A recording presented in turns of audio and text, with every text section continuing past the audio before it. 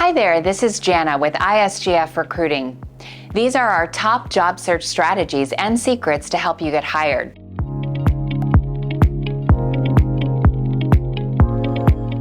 If you're watching this, chances are that you're in the market for a new job, new career, or just a new challenge. Whether it be by choice or by chance, the reality is that finding a job is just that, a full-time job.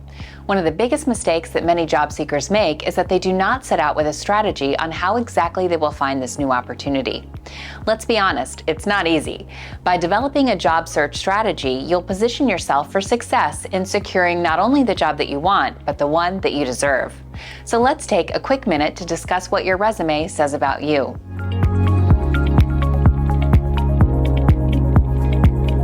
In any market, employers often have too many resumes for any one job posting.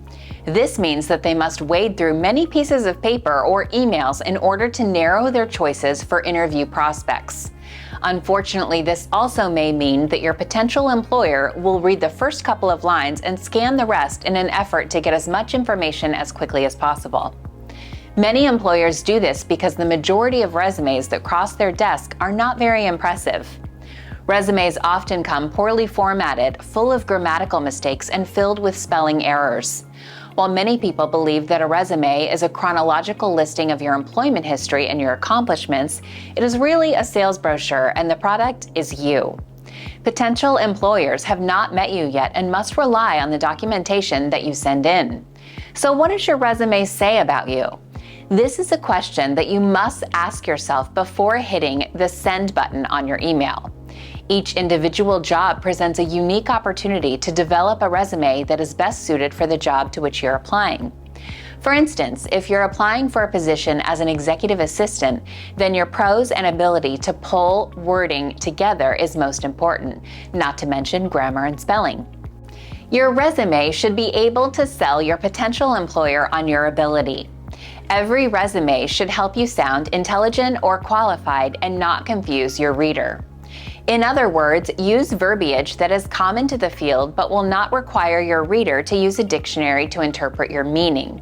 Avoid buzzwords that are unnecessary or overused and abused.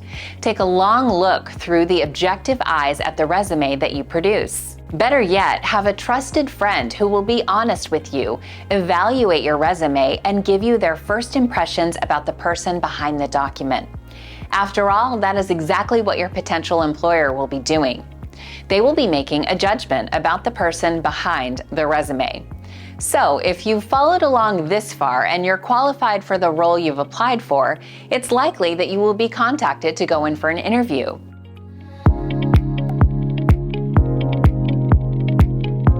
What many people don't realize is that preparing for the interview is equally as important as the actual interview itself. After all, how well prepared you are will substantially dictate how well you do. There's just no getting around it. One of the biggest mistakes that people make in their job interview is coming unprepared. There are many aspects to getting prepared for a job interview, and the first starts with getting to know the company. Research information about the company's goals, mission, products, services, and structure. You can usually find this information from the internet, the public library, professional magazines, or from former employees. This knowledge not only shows your interviewer that you are interested in working for their company, it also helps you to prepare a list of targeted and focused questions which help you to know if you and the company are a good match. When it comes to interviewing, practice makes perfect. Your next target while preparing for this interview is to practice answering common questions that you anticipate from your interviewer. One of the most common questions is, what are your strengths and weaknesses? Or, tell us a little about yourself. Individuals who arrive at an interview unable to articulate a string of thoughts for these particular questions gives the interviewer the idea that you will be unable to work in a business setting at all. This is because these questions should be anticipated, and if you can't anticipate questions for your interview, you won't be able to anticipate the needs and future of the company. Preparing for the interview also means understanding what your body language is telling your interviewer. You may have the verbiage down pat, but your body language may be giving a whole other impression. For instance, if you arrive chewing gum, it indicates that you feel either much too relaxed or too nervous. If you're leaning back in your chair, it looks as if you're uninterested in what the interviewer is talking about. And sitting too far forward indicates nervousness and eagerness and often becomes uncomfortable for the interviewer. We recommend that you practice answering questions in the mirror and watching your own body language. Sometimes this can be difficult and it doesn't always work well because you're watching yourself at the same time you're answering the question. If you have the option to use a camera, either a digital handheld by your friend or a webcam mounted on your computer, videotape yourself answering questions and going through the interview process. This gives you the opportunity to objectively evaluate your performance after it is already completed. If you don't have access to a video camera or tape recorder, then ask a trusted friend to read you the list of interview questions and add a few of their own, then give you feedback at the end of the interview. Write out any questions that you have difficulty with and practice your delivery. This includes your introduction of who you are and why you've arrived, as well as saying goodbye to the interviewer. Preparing for your interview takes a bit of time and diligence, but the efforts are well worth the rewards. Now that you've prepared for the interview, it's time to work on what we like to call the elevator speech.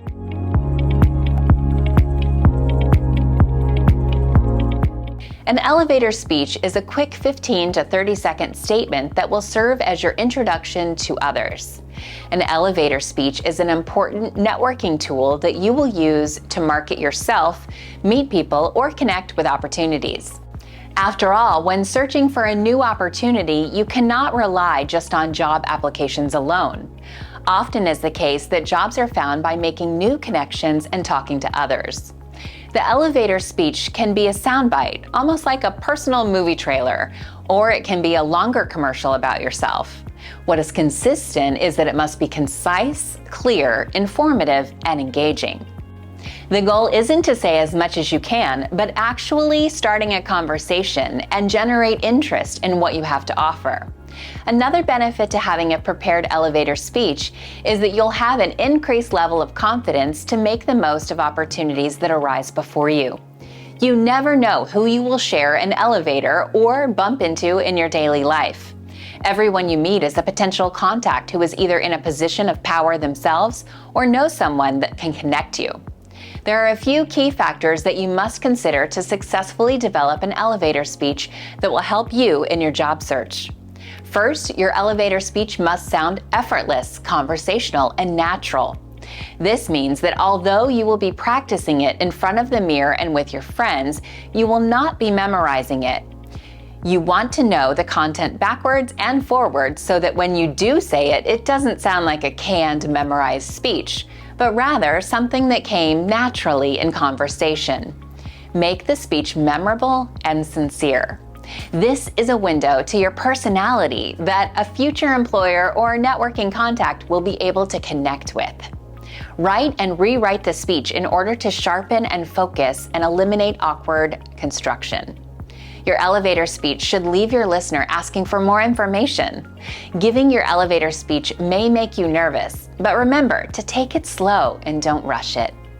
Pause between sentences and remember to breathe. While you're giving your speech, maintain eye contact with your listener and project your passion for what it is that you do.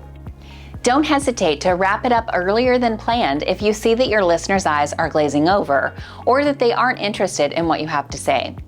If you're cold calling a hiring manager and get their voicemail, try using your elevator speech as a message. Oftentimes, voicemails are just as effective as an in-person introduction. In this case, be sure to focus on how you can benefit this employer and help them solve their problems. The focus of your speech should be the employer and the benefits they will reap by hiring you as opposed to focusing on you. End your speech with an action such as asking for a business card or an appointment. This is probably where most people fall short. If your elevator speech leaves your listener asking for more information, make sure you give it to them in a timely fashion. Don't forget to update your speech as your situation changes or as the situation you find yourself in changes. Using an elevator speech will only help to improve your chances for developing relationships and networking that can lead into a successful job. Well, I hope that you found this video helpful. If you need additional guidance, never hesitate to reach out to your ISGF recruiter. Until next time, this is Jana with the ISGF recruiting team.